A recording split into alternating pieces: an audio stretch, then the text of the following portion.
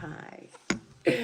So I was just thinking about some things I wish I knew before getting to medical school, and I don't think it's talked about enough. You don't realize as a medical student, you are forced to grow quicker emotionally, especially than your peers in other degrees.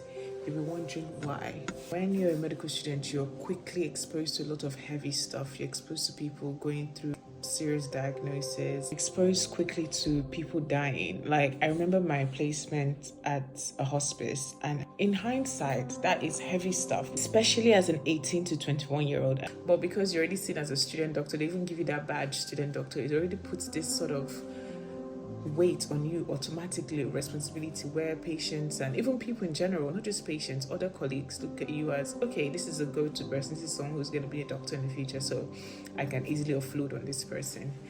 And I didn't realize it until I was taking it, and the only reason I realized it was because I'd done 2 previous degrees prior to medical school, and I realized I didn't need this level of emotional intelligence.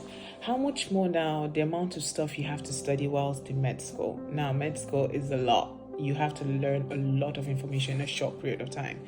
So I think all this to say, as a medical student, give yourself grace. You're doing okay. As long as you're passing your exams, you're doing okay. And if you're not passing your exams, it's okay. You can resit, hopefully, and you're doing okay. Honestly, I think sometimes we need to be reminded that it's not easy and you need to give yourself a lot of grace. Lots of love.